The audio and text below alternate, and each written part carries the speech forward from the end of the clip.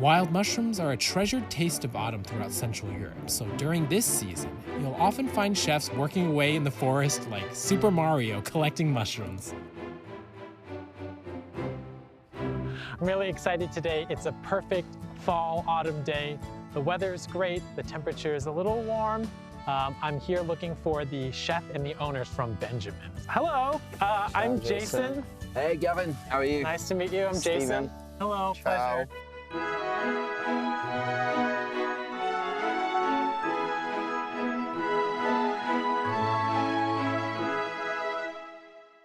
Thank you for having me today. I know we're going to go on a little bit of a stroll in the forest. Is that right? Good. Do some foraging, try and find some mushrooms. From what I read, traditionally, mushroom foraging is a big deal in the Czech Republic. It's big season of the year. I know yesterday was St. Wenceslas Day, and do people go foraging for mushrooms on that day as well? Yeah, because it's the new season of the Wenzel's mushrooms, actually. Ah, really? I think it's amazing. It's kind of like a national sport. It is. Big competition. And just a way to get out there and just really enjoy nature. So Absolutely. let's go take a look and see if we can find something. Let's do it. Okay, wonderful. After you, please. Thanks. Foraging like we are now and looking for our own special ingredients when possible is often a unique aspect of Michelin restaurants. Our food hunter journey has already taken us to many Michelin restaurants where we've eaten lots of wild mushrooms, so I'm thrilled I finally get the chance to pick some in person today. 1/3 of the land in the Czech Republic is covered by forest, so because of the rich abundance of trees and woodlands, you can find wild mushrooms here nearly year-round. But the primary mushroom foraging season usually begins during May, continues through the summer, and peaks around St. Wenceslas Day, a national holiday in late September, since the variety and quality of mushrooms you can find in autumn are the best. Today we're joining Stepan and Gavin for a taste of mushroom foraging in the Czech Republic. I can't wait to see what we'll find to bring back to the restaurant. Where exactly are the best spots for mushrooms? The best spots are basically everywhere. Everywhere. Just take a look if it's not picked. If it's not picked. Exactly. I see some down here. Sure. Should we go down and take a look? Oh my. Okay. Why not? I'll go first? I go first. Okay. I'll show you. Okay. All right. Yeah, All after right, you, thanks, after Gavin. you. Okay. I think it's really interesting. You never know where you're going to find something, Exactly. right? So you got to just take a look and see. And Sure. I see stuff down here, and I'm sure as we get farther down, we're going to find some. Gavin, you're good? Definitely. Okay. All right, here we go. The Czechs say that wherever there are mushrooms, that's where we go. The forest we're in right now is surprisingly only a 15-minute drive from downtown Prague. It's really incredible that we can find mushrooms right here in the city suburbs. They're all over the place, it looks like. Yeah, the best thing my grandmother always said, look at the trunk, look at the under the leaves, Ah. and you can see that. And which varieties do the Czech people like to look for the most? The most traditional are in Czech language, the praváci is the best flavor, and as well the liška, which is Chanterelle, okay. Or Irish That's the most delicious ones. Ah, okay. But they always grow in certain time only. Down there you can find some. So I see there are mushrooms, they're here. Oh, and there are lots of little ones here. What's the environment is best for mushrooms? What we're looking for is basically the same as here. Lots of moss, yeah. lots of like the Leaf. leaf, like Okay. when they decompose down. And why is that? It creates the kind of the moist okay. environment, and also it traps the humidity in the air as well, Okay, which is okay. That's which what helps the them mushrooms- to grow. Helps to grow. Okay, and these put, You okay? yeah, stinging nettle. Yeah. So 就是要跟大家讲一下 this is actually stinging nettle 是刺的 and then 你到时候搞在手上会有刺. So we're out here in the wild, everything is just as it's gonna be, so thank you very much, stinging nettle. Okay, so let's take a look at this mushroom, how you can identify if mushrooms are edible or not. Generally, the underneath. Okay. The underneath here, we call them gills. Generally, the ones that have these gills. Okay, we kind of avoid a little bit. There's a few that you can, but it's best to be safe and not have them. There's some which are a little bit more spongy, which are generally the good ones to eat. This kind of mushroom isn't edible, so we're just gonna leave it right here. Some words of caution if you're considering picking wild mushrooms like us in the Czech Republic. First and foremost, only ever pick mushrooms that you are 100% familiar with. Leave all other species alone to avoid potential poisoning. Secondly, wear long sleeves and pants while in the forest to help avoid insects that bite or being attacked by plants with thorns. Or my painful run-in with the nettle just now. It's itchy and stings. Oh, more mushrooms here. Good spot. I'm just curious, these type of mushrooms, are people collecting these or? They are, but they're a bit small at the moment. They're a bit young. We call them, in England, we call them chicken of the woods. Okay. But they're a bit hard at the moment. Okay, just in this little area, there's this one with this kind of creamy, kind of grayish gills, and then there's also this one. Are either of these edible? Maybe not. Maybe These not. ones are they grow just in September. Okay. It's called masňáky, Okay. and this one is eatable, even though it looks that it's It not. has gills. Who taught you how to identify mushrooms or? Our parents does always. Okay. We are really, really young, like 5 to 14. We Yeah. always go pick every season. Did you ever get sick eating one by accident or? No. No. But everybody just knows which varieties you can Exactly. eat and which ones you can't eat. Exactly. Okay, so how many varieties do you say that typical family might pick if they're going to? Let's say about 30. 30. They're all wild. And all for free. For free!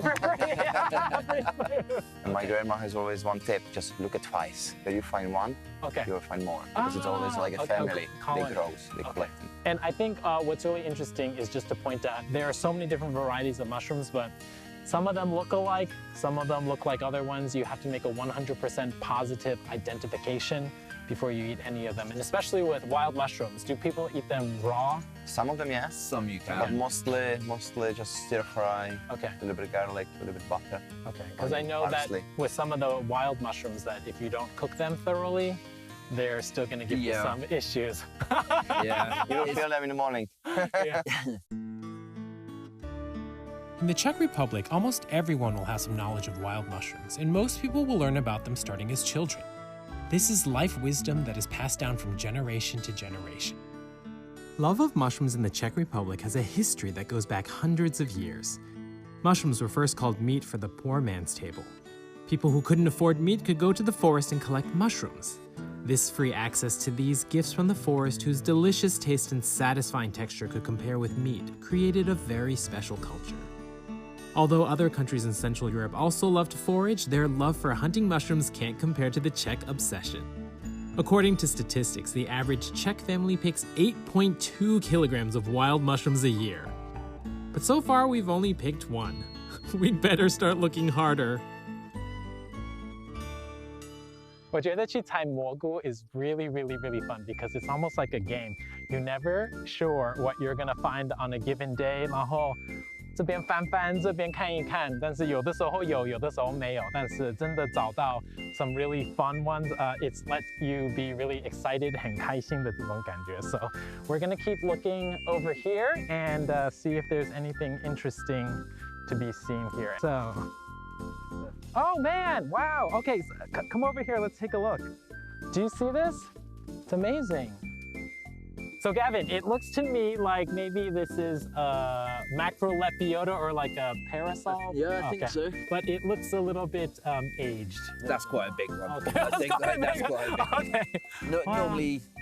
Normally when we find them, they're around that big, but this one survived. In general, what's the best stage to harvest a mushroom at? A couple of weeks after they've spawned. Okay. When they kind of get this big, they're a bit like tough and a bit hard. Okay. And I can already see that some people have been nibbling on this one Yeah, I already. think so. Some of the little animals that are around here.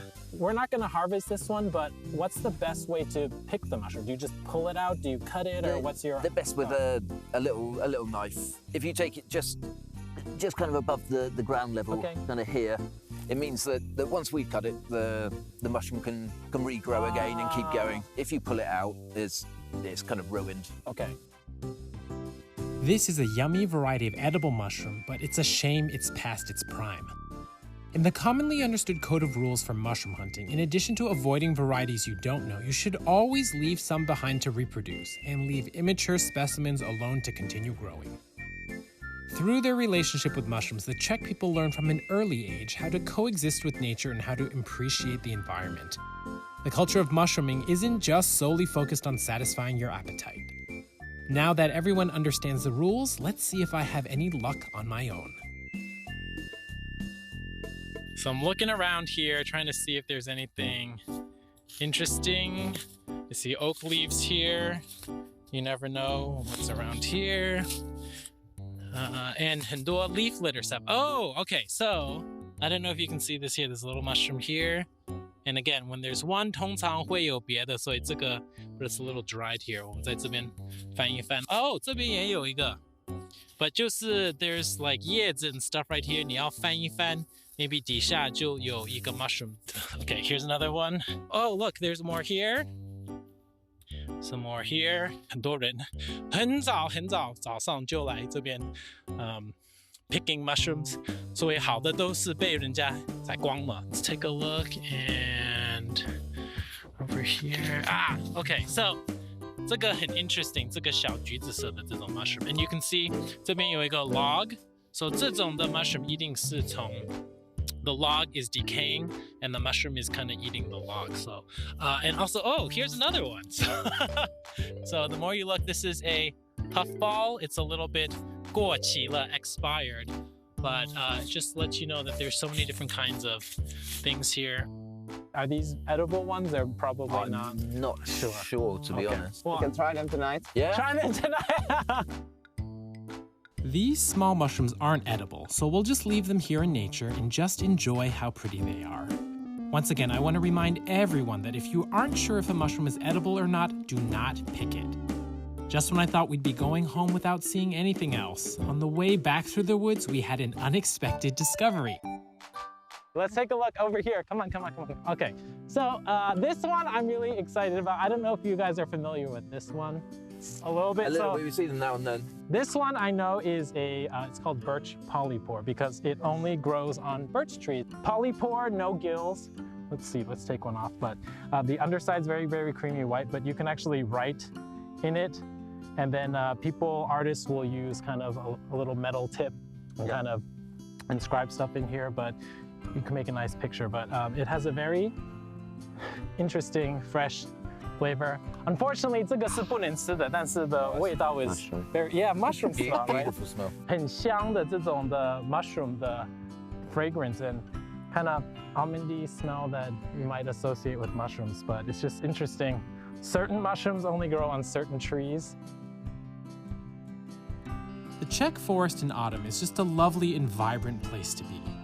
Even if we don't find anything, just hiking and looking around and getting to chat with Stepan and Gavin while breathing in the fresh air is so enjoyable.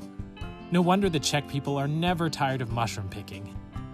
Before leaving, I've got a little secret I need to share with everyone. 他们是非常热心，他们准备一个 small surprise for us. And look! Ta-da! We found so many mushrooms! 所以他们就是怕如果找不到，真的找不到，他们准备一些。But we do have something to cook with today. We've got something. Yes, and I do see that these are, how do you call these in Czech? Lishka. Lishka. But beautiful chanterelle mushrooms. One of the best. They have the lovely aroma. I think that's very... My favorites. We've tasted chanterelle mushrooms in other Michelin restaurants throughout our journey, and of course, they are so delicious. Today, Gavin's going to use them to cook up some traditional Czech cuisine for me. Actually, our mission isn't finished yet. Before returning to the restaurant, the chefs tell me we've still got some other ingredients to pick up. So, I hear running water. Stepan, where are we right now? What are we coming to see? We are in our first supplier, fish supplier. Oh, okay. Here a little farm, so you can see a pond. Okay. Here is a fish that you can buy fresh. Okay. And here is a fish that you can actually enjoy it here as a bistro. Oh. So for this season, we got a trout, which is rainbow one. Okay. Then we have a 7, carp, sturgeon, and the best trout, which is called a river one. Are these all native to the Czech Republic? Yes. Or in the, okay. I noticed on the menu, one of the dishes that we're going to be tasting later, there's fish elements. So Yep. I saw sturgeon for sure. Are we Yes. going to try anything else too? We have or- sturgeon, we have some char at Okay. the moment, and we're thinking about some carp, for carp. later on as well. So it's creative cuisine using fish, which is, I think, very interesting because the Czech Republic itself is landlocked in terms of sea. So This is basically our mentality. We work only what we Yes. can have. What we have from Czech Republic. available. Yeah. And that's why we combine vegetarian, meaty, and fish dishes. Great. That's what we're gonna see very soon in our restaurant. It turns out we are here to buy fish. At Benjamin, the food philosophy centers around elegant new interpretations of traditional Czech cuisine, where ingredients are deconstructed and then reimagined in exciting new ways. I'm so looking forward to trying this Michelin cuisine. So let's let the chefs choose their fish. This is our supplier, and we will actually taste his fish today in our restaurant. And Mr. Calendar will as well show us Okay. the fish, how it looks. So the first fish we're looking at is Siva. oh my gosh, beautiful. Yeah. And it's related to Trout. trout. And this is people use this commonly in Czech cuisine, or it's Yeah. just It's a little bit wider fish, okay. as well quite larger. Okay. And the simplest thing is just salt and pepper on the grill with Okay. a little bit butter.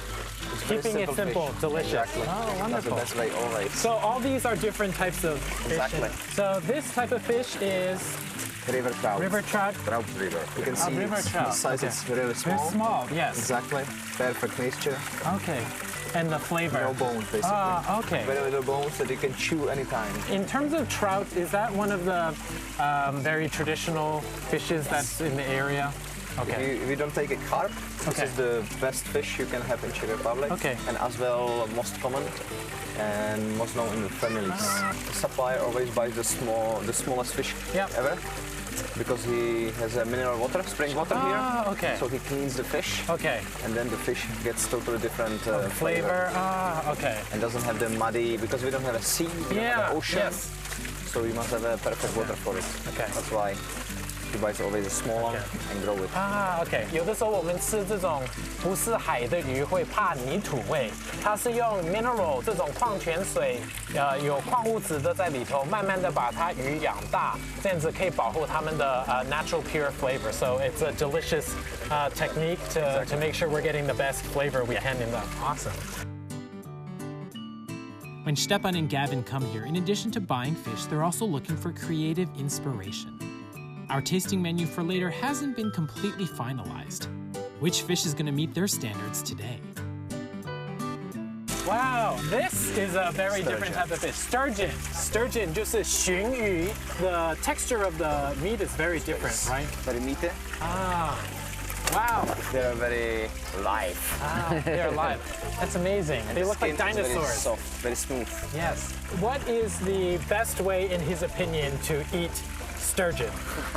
Jak byste si, jestli teda dělal vy sám, jak byste si Já jsem uvařil? si minulý týden jsme si udělali, naplním celýho, naplnit bylinkama a dal do trouby. Úžasný.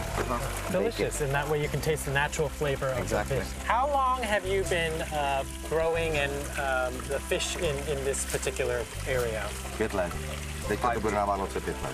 It will be this Christmas 5 years. 5 years. Can we have another picture of you taking a fish out? They love how you look there. Let's take a look here. They're massive. Wow. Cheers to the boss for being so generous and showing us everything. We've eaten sturgeon in some of the Michelin cuisine we've previously sampled, and we learned about it before as the fish that produces true caviar. The meat itself, however, is considered a high-end ingredient, and sturgeon frequently appears on menus throughout Central Europe. For our last fish variety, here comes an absolute Czech favorite. Oh my gosh, that's a really big fish. Wow. Wow, can I take a look? This is also very common. It's very common and very traditional for Christmas. Is this the normal size? This seems quite large to me, or they get much bigger? No, that's regular. That's regular size. 我们这是鲤鱼，然后通常 maybe 我们是砂锅鱼头 or 红烧。What's the traditional preparation for this around Christmas time? We do very simple. We just do breadcrumbs. Okay. And deep fried. This is very simple. It's quite light. There is more dishes to do as well. This is the most traditional and most simple. 所以这个是他们Christmas time 最传统、最经典的，一定是要有鱼，好像过年我们要吃鱼的同样的这种。As well for the Christmas, yeah, we keep the skin. Okay. We dry it up. We keep it in the money pocket. Really? To give us good luck and money. 他们的习俗就是把皮晾干、晒干，然后放在口袋里，等于是一个 good luck charm for the coming year. 这是很特别的。I'm really curious to see how the fish that we've seen here get transformed in a different way on the plate in the restaurant. So that will be Gavin job. Yeah, that's up to me. What's your general philosophy on how to handle fish and seafood for cooking? They all have their own properties, their own different ways of working. For instance, the trout and the char, the sibon. Yeah. I quite like to have raw or okay. lightly cured. Sure. Because that keeps the flavour. So the sturgeon, for me, is better poached. Great. Okay. So each of them flavour to it. Each of them are going to have their own distinct way to best bring out the flavor. Hopefully so. Wonderful. That's the plan. Wonderful. Yeah. How has Gavin decided to cook the fish? We'll see soon enough. While Gavin and Stepan were discussing menu ideas, I noticed the fish farm owner was already on to preparing something yummy. Can we take a look and please? Wow! You can see all these trout are hanging here and the different steaks here. It's a great way to preserve it, and the smoking flavor really concentrates into the fish for a completely different mouthfeel and different flavor experience. It's a wonderful way to keep things extended into a longer season. Mr. Kalendu tells me that smoking is also a very traditional method of preparing fish in the Czech Republic. A lot of people really love the aroma and flavor this process adds to the already tasty fish. Stepan and Gavin have selected what they need and are headed back to the restaurant to prepare our meal. Meanwhile, they suggest I check out a local market. Any mushrooms we couldn't find in the forest should definitely be there. When I arrive at the market, something unusual immediately catches my eye. 我看到一个很特别的东西，你们一定没有看过，让你猜猜看。这是什么东西？猜到了吗？不知道。OK， 所以你如果想想看，这个原来长得是像这样子，有印象吗 ？OK，it's 向日葵子。If I show you the back, maybe 你比较了解。这是花的后面，然后中间是熟的这些一粒一粒的籽。Look。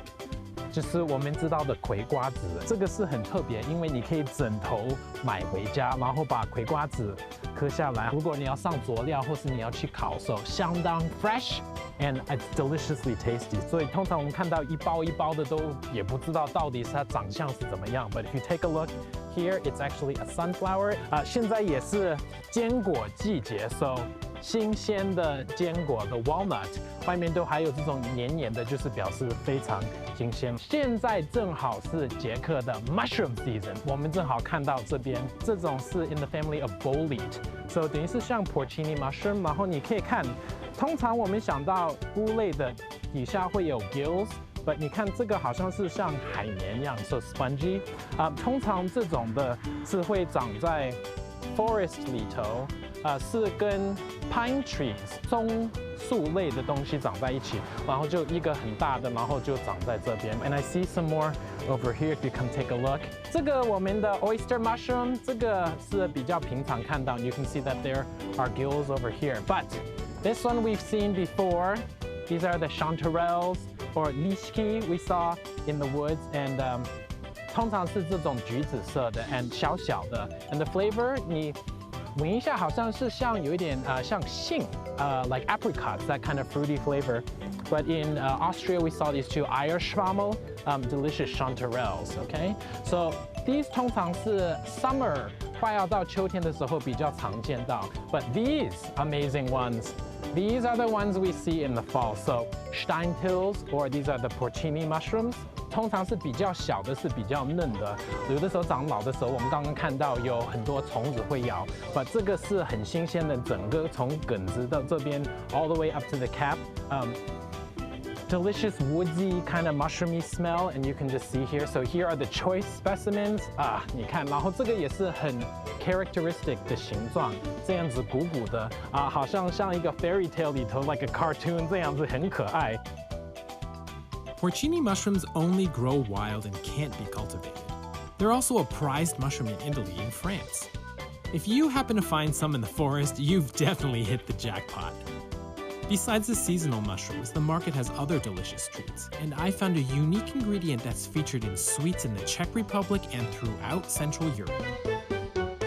很多人不知道，但是中欧 and especially 捷克波兰的and Slovakia 这些 country 也有，包括奥地利，他们常用到的是罂粟花籽。So 这个黑黑的看起来像 maybe 像黑芝麻。Can I have one of the poppy seed, please? Thank you very much. So again, poppy seeds. Okay. So if you take a look at this, and actually 罂粟花籽是从罂粟花 ，so 以前是做鸦片的这种 opium poppy 这个植物，但是this is not 有毒的在里头。Actually, it's the 籽 and the 籽 is used all over Central Europe as a dessert ingredient. So perfectly safe to eat, perfectly delicious. The flavor of the 罂粟籽 is very reminiscent of 像黑芝麻这种 nutty flavor. 罂粟籽因为很小很小，它们通常是磨碎。You can taste all the little bits of the poppy seed in here. Did you know that the Czech Republic is actually the world's leading producer of poppy seeds? These seeds can be sprinkled on baked goods and breads or used as a filling ingredient for desserts. Their nutty flavor is excellent. I hope you'll try some the next time you get a chance. I've got to wrap up this short visit to the market. It's time to head back to Benjamin for my Michelin meal. I can't wait to see how Gavin plays off traditional recipes to create fresh new flavors using the seasonal Czech ingredients. I'm here with Chef Gavin Lewis at Restaurant Benjamin here in Prague, and we're about to taste one of the dishes that have come out of your kitchen. And can you tell me what is our first dish here today? It's basically variations of celeriac and onion. And some onion cooked in yogurt way, really sour. We cook the onions in that and then add quite a bit of butter to kind of balance it. Some caramelized puree. Which we slowly cook down in butter until all the natural sugar caramelizes in it. And we puree that and make a crisp out of that as well. Some salt-baked celeriac, which is cooked in a dough, a salt dough, basically in the oven. Okay. And then we've got some pickled onions, which have just been blowtorched for a little bit of char kind of smokiness to it. Yeah. What is this lovely sauce on the outside? The sauce is clarified celeriac juice from all the trimmings from the rest of the celeriac that we have. We try not to waste as much as we can. So we clarify that and then reduce that with chicken stock until it's kind of nice and thick. And then finish with some thyme oil for a kind of herbal note at the end of it. And that's it, and a slow-cooked egg yolk as well, just for a little richness. Yeah.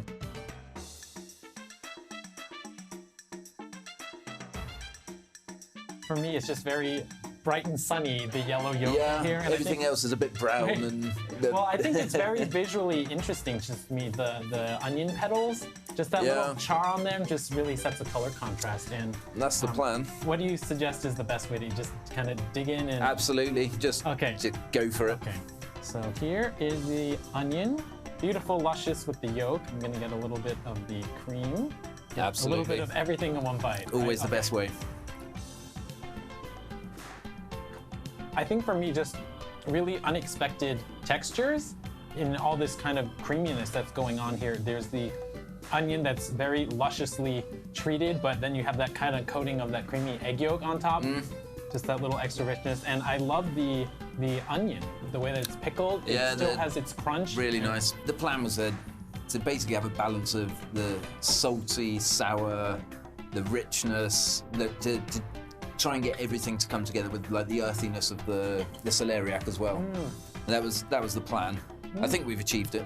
让我惊讶的就是它的口感，洋葱你会觉得因为炒过或是煮过会变成烂烂的，但是反而这个是很脆，因为是煮过，但是也有腌制过，所以我吃的时候口感是非常 creamy with the celeriac， 然后它也有是煮过，也有做成泥。然后还有把它的juice 也炼出来做成 sauce， 所以也是一个这种 Michelin 的概念，就是把一个食材用成3种不同的这种做法 ，and just everything kind of mixed together is a really really lovely bite. Yummy, very yummy. I'm glad to hear it.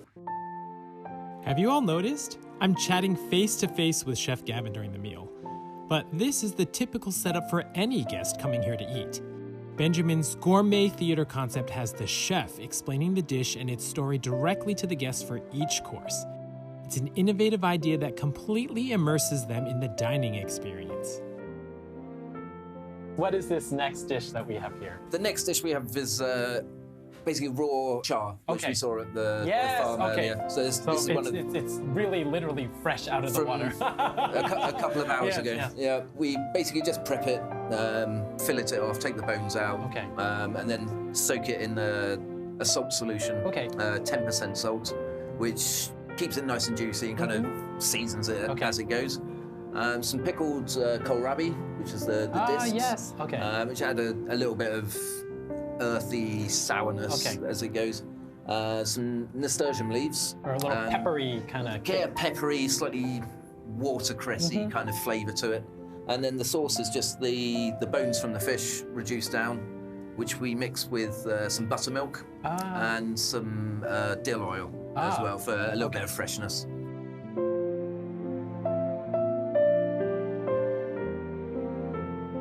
It looks absolutely lovely, and I just want to point out, actually, folks, this plate is stone. It's quite heavy. Yeah, some river rocks from outside of Prague, which we managed to get, and someone with more skill than me has managed to kind of grind them down into bowls. So these were made specifically for? Yeah, handmade just for us here. It's logical that came fish from a river. Right? Yeah. The fish that came from the same river.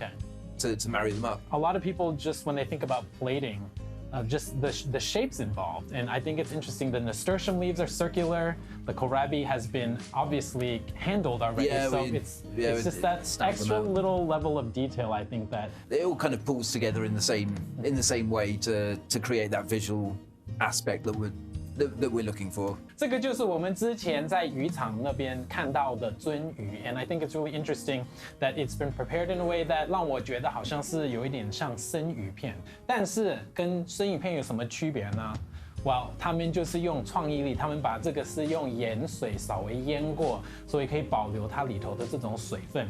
And 它搭配的东西是有buttermilk， 还有一些石螺的做的油，香喷喷的在嘴巴里。And I think 最主要这个原来就是大头菜，大头菜是腌的，然后等于是有一点这种脆的口感。It's quite a delicious bite. The texture of the fish is nice and meaty, and again, because it's been slightly brined, it has a really juicy aspect to it. Delicious. Thank you. Thank you.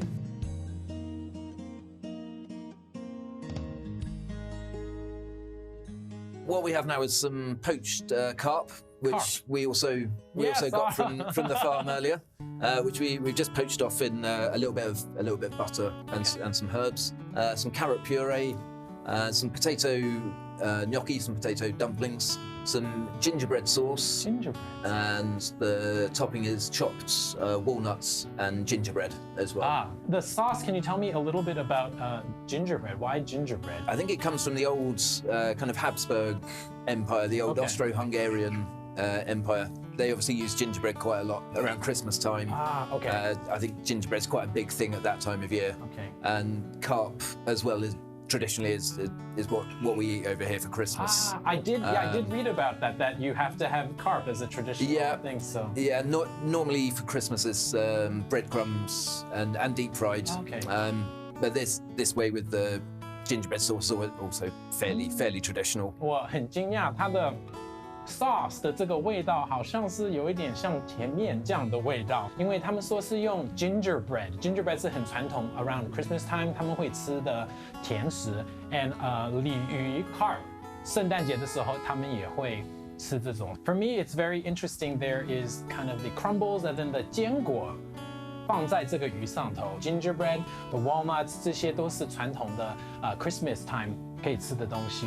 所以这道菜真的是用一些经典的传统的这些。cultural things， 它把它集合在一个 plate 上。这个旁边是等于是传统的面疙瘩类的东西，吃起来的口感就是有一点 QQ 的，有嚼劲，是传统经典的用法。因为这个原来是没有钱的人，他们就是 potato， 然后蛋啊，然后面粉全部和在一起。但是现在就是很传统的布拉格 and Central Europe、Eastern Europe， 你会想到就是这种的dumpling， 搭上这个 carrot puree， 面疙瘩有一点嚼劲 QQ 的，这个很滑，还有 the sauce very very smooth and the 鱼它the 肉其实很嫩，但是也是很扎实，然后有一些坚果的这种脆脆的在上头，所以是很丰富的一口。This dish clearly showcases the culinary point of view here at Benjamin. We have a combination of classic Czech Christmas time ingredients, but how they're put together turns tradition on its head and completely subverts your expectations, especially with the gingerbread sauce. The result is a refreshing taste surprise. This tour de force comes from countless hours of work and experimentation chefs put in every day trying to create something new and exciting. It seems like the meal has gone by so quickly. We're already on to the sweet course. So yeah. what is this creation? So this is yogurt, basically yogurt mousse. Okay. So in Czech Republic, when you're a little kid, there's a yogurt called Pribiniarček. Okay. Which all little kids they love. My dog loves it. Everyone does. And so when we were thinking about dessert, we thought going back to memories of childhood yeah, and sure, stuff like that. Course. So we thought like Pribiniarček. It's a yogurt mousse. Okay. It's kind of classically made with egg yolks and sugar. And cream, and some slices of pears which have been pickled just in pear juice with a little bit of citric acid. And the little... So that's pear gel. Okay. We juice the pears, clarify the juice, and then reduce it down with some agar just to set it, and then blend it. The chips are made of lightly caramelized milk, and then just dehydrated, and that's all blended with a little bit of fennel pollen from the flowers of the fennel. Wow, okay. And then the sauce is made from something called hruškovice, which is basically a pear brandy over here. And then we just add a little bit of tarragon oil to marry with the fennel pollen.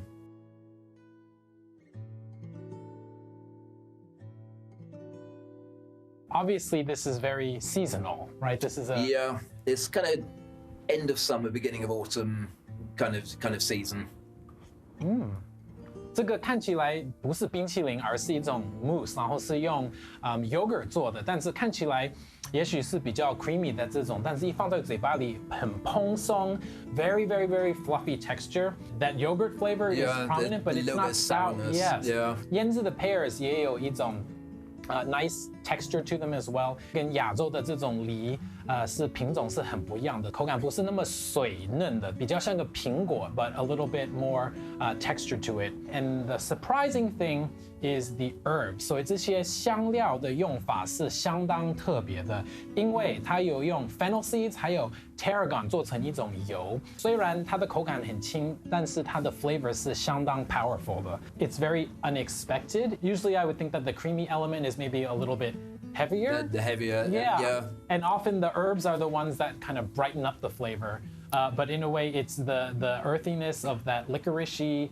That adds the depth to it. Yeah. So it's kind of like flips around a bit. Playing with my mind a little bit. And I think 最好的餐厅里头，他们会把你的 expectations 等于是颠倒。这种的 expectations is also how the chef in the 餐厅会 interact with the guests.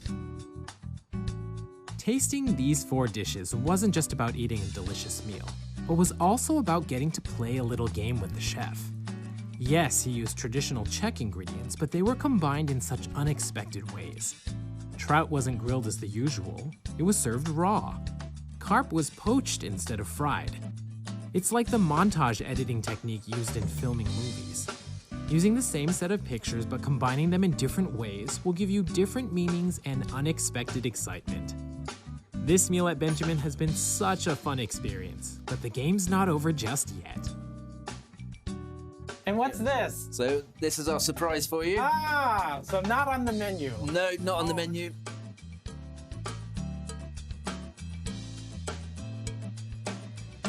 Stjepan said earlier, his favourite way to eat the wild mushrooms was on scrambled eggs and toast. We just soaked it down in a bit of salt, a bit of butter, and some scrambled eggs. Wow, what a treat! Surprise! So okay, thank you very much. And I think for me, the plate is perfect because it's almost like we were in the forest and there's like a tree stump. It's kind of cut off, but I mean, the mushrooms, they just look so inviting.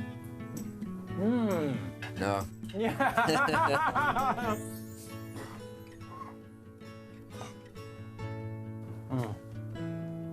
Really yummy. Yeah. Simple, easy, delicious, but really captures the flavor of the mushrooms, the texture of the mushrooms, that fluffiness from the egg, the crunch of the bread, that little bit of butter, and just a little bit of herbs. Wow.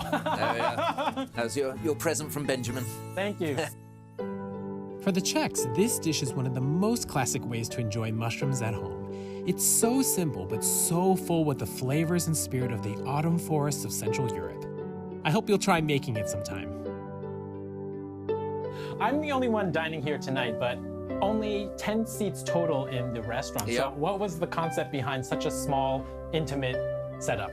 I think, as you said, is intimacy. We're not a big restaurant. We don't have a lot of space to put 25 people in, you know, and also with the counter as it is here, it kind of encourages a bit more kind of social dining. If, let's say, we have 10 people, if it's 5 couples, by the end of the evening they're all talking together, and also the way the menu works, that everyone has the same dish at the same time. It kind of creates that kind of atmosphere that everyone's having the same experience at the same time as they go. If we have more people, I think we might lose that kind of intimacy. 他们的概念就是他们要他们的 diners have a really intimate experience, and 像我跟主厨今天可以这样子对话是很难的。I think 这个也是很重要的。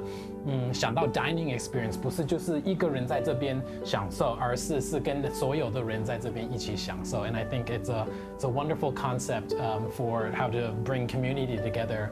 I think so.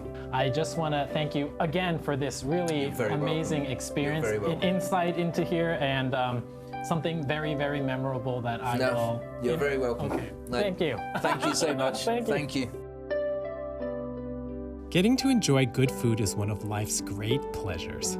At Benjamin, you're not just served delicious dishes to satisfy your appetite, but also a carefully thought out restaurant environment so you can enjoy a unique and interactive atmosphere for your experience.